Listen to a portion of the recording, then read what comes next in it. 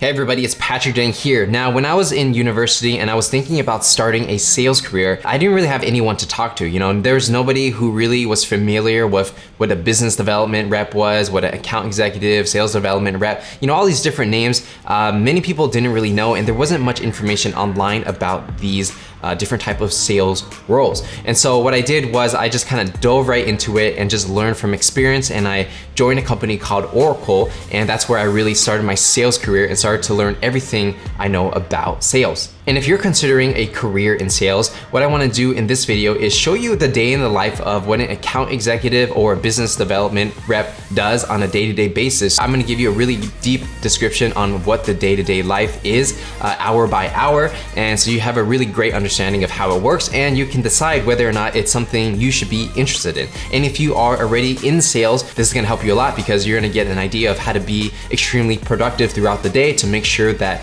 you really blow your goals out of the water.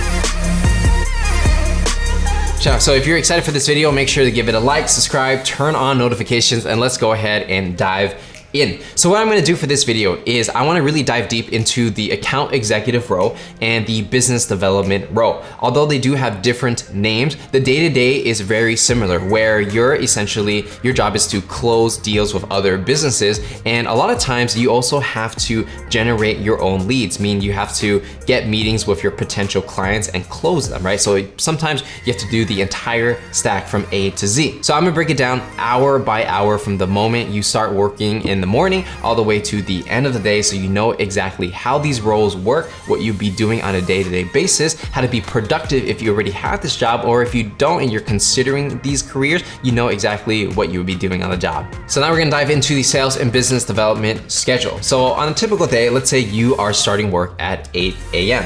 Essentially, 8 a.m. to 8:30, that's when you sit down, get your coffee, maybe eat a little breakfast, and talk around with your other coworkers and things like that. And you're really just trying to get into the flow state of in sales, right? Because a lot of times your job is you're on the phone, you're writing emails, you're reaching out to people. So the main important thing is get all the morning routine stuff out the way, but make sure you have some type of routine, whether it's meditating or stretching or whatever it is, to really get in the mindset that you're gonna do well for the day, and you're going to be able to handle rejection and control your emotions really well, because your attitude affects everything when it comes to sales. So make sure you are in the right flow state.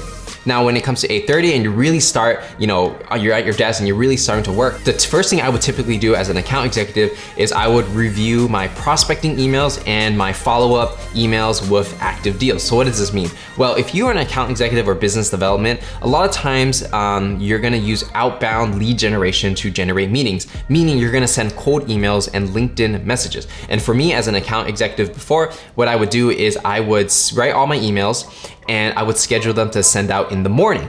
And I had a software to do all of this for me. So then in the morning, all these emails would send out around 6 a.m., 7 a.m., and then people would start responding. And so by the time I get to my desk, I got all these responses already for people who want to schedule a meeting with me. So I wanna make sure I answer all their questions to make sure they wanna go on the meeting and see what meetings are booked on my calendar.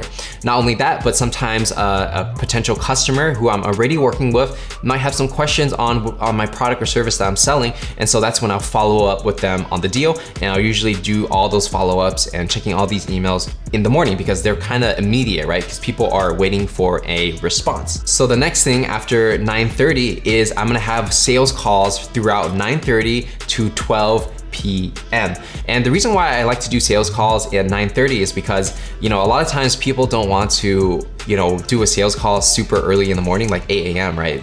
Not many people come into the office at that time. So 9:30 for me is a sweet spot where, pretty much everybody is at their office, they're already working, and sometimes they like to start the day with a early morning meeting, right? And so I found personally that a lot of people take meetings in the morning from 9:30 to 12. So these meetings can consist of a couple things. One, it could be that someone responded to my cold email and they scheduled a meeting and I'm talking to them for the first time trying to sell my product or service. The second thing it could be is a follow-up meeting where maybe I already talked talk to this person and they want to have another meeting to learn more about my products and services and meet with different people on their team to make sure it's a good fit for them to work with me and for me to make sure we're a good fit to work with each other. So again, it could be new discovery type of calls with potential prospects or continuing deals. Now, after 12, what's gonna happen is I'm gonna have a lunch break from 12 to 1 because obviously you gotta rest, right? And you're gonna need that rest because when you're on phone calls and you're, kind of like in the zone, then you gotta eat, right? So you wanna make sure you relax, you eat lunch, maybe get another cup of coffee if that's your thing. And then from 1 p.m. to 3, what I would like to do, I like to focus on outbound prospecting, okay? So this is very important because like in the beginning, like I said, if you're an account executive or business development person and your job is to close deals, but also generate your own leads, meaning you have to reach out to people, this is the time I would typically do it. Now, my personal preference is to use LinkedIn and cold email. My biggest preference is actually using email because you can automatically schedule these meetings to go out at a certain time. So I would write all the emails and things like that and schedule them during 1 to 3 p.m. And at the same time, I'm also spending a lot of time researching different companies, seeing who would be a great fit for my product or service, and then schedule those meetings. So you definitely want to block out a couple hours out of your day doing this, because if you don't have a consistent flow of meetings coming in, it doesn't matter how good you are as a seller if you can't generate meetings, right? So that's why you have to spend a lot of time doing this. And again, some companies, they focus on cold email and LinkedIn. Other companies focus on cold calling, right? So they're different, depending on your industry, it might be different. So if you were, focused more on cold calling, then, this entire schedule might be different. You might be cold calling in the morning where people are more likely to pick up. But in this example, I'm making the assumption, I'm just using my personal experience of, using cold email and LinkedIn instead of cold calling. And, that works a lot better for what I was selling, which is software at the time when I was in Silicon Valley. Now, after I do my prospecting, right, and scheduling all these emails and LinkedIn messages to go out in the morning for the next day, from 3 to 4:30, what I'm gonna do is, if I need to fill my funnel with more meetings, then I'm gonna continue doing these outbound prospecting activities. If I'm good on, filling my funnel, then I'm going to have more meetings with potential customers and talk to them on the phone from 3 to 4:30. And that's also another good time for people to do meetings because it's closer to the end of the day, so they're not as busy. And finally, from 4:30 to 5 p.m., what I'm gonna do is I'm gonna review my sales calls, right? So sometimes I will listen to the recordings of the calls to see what went well, what I can improve, so that when I go into the next day, I can make those changes and improve my pitch or improve the way I'm sending emails and things like that. It's also reviewing your outbound strategy, right? Because it's like, you have to learn from your mistakes and you have to learn from what's working. If you keep doing the same thing over and over, you can't get better results. So you have to analyze okay, what am I doing? Why aren't people buying? What can I say differently to have a better shot of them actually closing, right? And so you wanna review that on a daily basis, minimum a weekly basis, to kind of see what you can improve. Because if you're not analyzing what you're doing, there's no way you can actually get better. And so I like to end the day with that. And of course, if you wanna work more hours from 8 to 5, totally cool. You can spend more time doing probably outbound prospecting. That's pretty much the only thing you can do at this point, because not many people are gonna take the meetings unless it's during the workday. So you can keep filling your funnels with potential meetings, because the more meetings you have, the more practice you get, the better you are at becoming a seller. So when it comes to the next day, what's gonna happen is, if you schedule out all your emails and LinkedIn messages to go out in the morning, when you wake up, you come to your office at 8:30, you're gonna get a flood of people messaging you back, asking for a meeting or already scheduling a meeting, and then you continue the day throughout like that. So that's gonna be the typical day of an account executive and business development person that has to generate their own leads.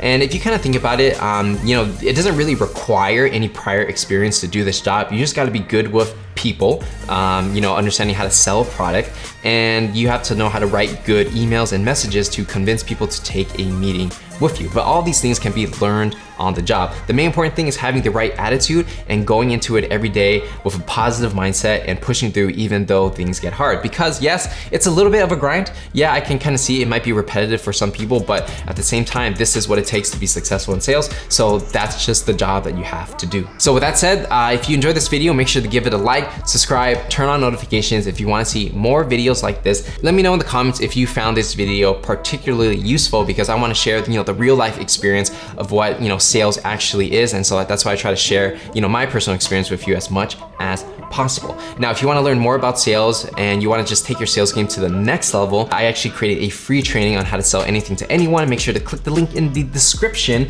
to get access to that free training. And make sure you check out my other sales videos on YouTube. I have one, the 3 most important skills in sales. Make sure you watch this video next, because it's going to really help you out in understanding, all the different type of sales roles that you can potentially do. So with that said, my name is Patrick Dang. Thank you for watching. I really hope you guys get a lot of value out of these videos, and I'm gonna see you guys in the next one.